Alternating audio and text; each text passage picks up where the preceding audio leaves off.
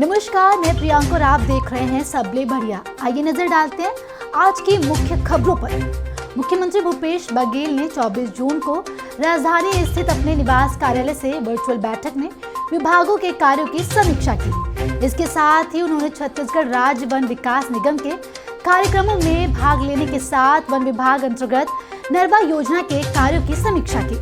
मुख्यमंत्री ने नवा रायपुर स्थित सेक्टर 26 में छत्तीसगढ़ राज्य वन निगम के अधिकारियों कर्मचारियों के लिए 5 करोड़ 96 लाख रुपए की लागत से निर्मित 5 मंजिला भवन का वर्चुअल लोकार्पण किया।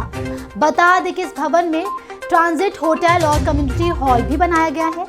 इस आवासीय परिसर के लोकार्पण के अवसर पर मुख्यमंत्री ने छत्तीसगढ़ राज्य वन विकास निगम के अधिकारियों कर्मचारियों को बधाई और शुभकामनाएं भी दी हैं। मुख्यमंत्री भूपेश बघेल को वन मंत्री मोहम्मद अकबर और छत्तीसगढ़ राज्य वन विकास निगम के अध्यक्ष देवेंद्र बहादुर सिंह ने राज्य वन विकास निगम के लाभांश और लीज रेंट की 2 करोड़ 10 लाख रुपए की राशि का चेक भेंट किया। इसके साथ ही मुख्यमंत्री ने बैठक में कैंपा मद से वन क्षेत्रों में कराए जा रहे नरवा विकास योजना के कार्यों की समीक्षा की। आपको बता दें कि वन क्षेत्र में भूजल संरक्षण और संवर्धन के लिए 8000 नरवा को पुनर्जीवित करने का लक्ष्य है। अभी तक चाय की खेती के लिए लोग आसाम या दार्जिलिंग का नाम ही लेते थे, लेकिन जशपुर में भी चाय की खेती होने लगी है, जो पर्यटकों को अपनी तरफ आकर्षित कर रही है। पठारी क्षेत्र और लेटेराइट मिट्टी का प्रभाव होने की वजह से जशपुर में चाय की खेती के लिए अनुकूल वातावरण है। इसे देखते हुए जशपुर में चाय की खेती के लिए यहाँ पर चाय बागान की स्थापना की गई है। खास बात यह है कि देश के अन्य हिस्सों में चाय की खेती के लिए कीटनाशक और रासायनिक खाद का इस्तेमाल होता है, लेकिन गोधन न्याय योजना की वजह से जशपुर के चाय बागानों में वर्मी कंपोस्ट खाद का इस्तेमाल किया जाता है, जो चाय के स्वाद को बढ़ाता है, साथ ही सेहत का भी ख्याल रखता है। मुख्यमंत्री भूपेश बघेल के नेतृत्व में छत्तीसगढ़ सरकार ने जशपुर में 45 लाख रुपए की लागत से चाय प्रसंस्करण केंद्र स्थापित किया है। इस प्रसंस्करण केंद्र से सामान्य चाय और ग्रीन टी तैयार किया जा रहा है। मुख्यमंत्री भूपेश बघेल की अध्यक्षता में उनके निवास कार्यालय में छत्तीसगढ़ संस्कृति परिषद की द्वितीय बैठक आयोजित की गई। बैठक में छत्तीसगढ़ संस्कृति परिषद की आगामी कार्ययोजना पर विचार विमर्श किया गया। इस मौके पर छत्तीसगढ़ संस्कृति परिषद को साहित्य, आदिवासी और लोक कला छत्तीसगढ़ फिल्म विकास निगम के साथ ही अन्य 127 आयोजन के लिए 4 करोड़ 93 लाख रुपए की स्वीकृति प्रदान की गई। मुख्यमंत्री ने बैठक में चर्चा के दौरान कहा कि राष्ट्रपिता महात्मा गांधी के व्यक्तित्व और कृतित्व पर आयोजित होने वाले कार्यक्रम और कार्यशाला राज्य के सभी संभागीय मुख्यालयों में आयोजित की जाए।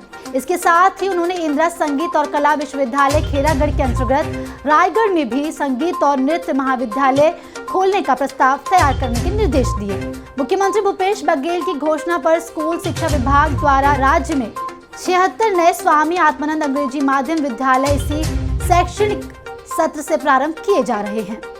इन नए स्कूलों में विद्यार्थियों को 1 जुलाई से प्रवेश दिया जाएगा। कलेक्टर को नवीन स्कूलों में आवश्यकता अनुसार शैक्षिक और गैर शैक्षिक पदों की पूर्ति के साथ ही अन्य व्यवस्थाएं सुनिश्चित करने के निर्देश दिए गए हैं।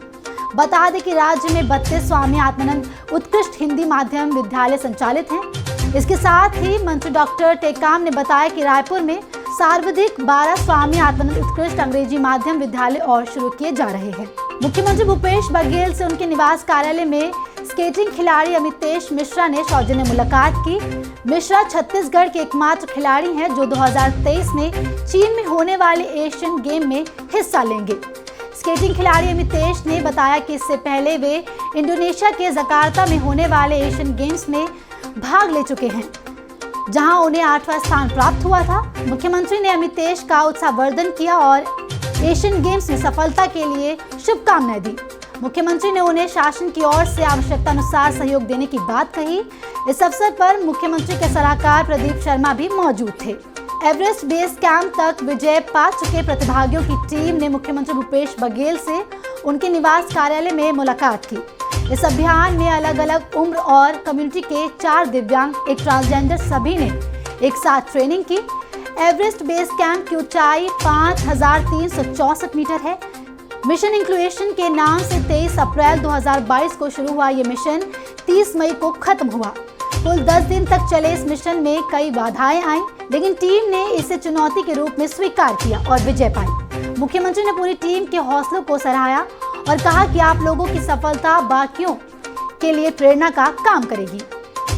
इस दौरान ट्रेनिंग टीम ने मुख्यमंत्री बघेल को ट्रेनिंग के दौरान बनाई गई डॉक्यूमेंट्री फिल्म दिखाई और अपनी टीम की एक फोटो भी भेंट की।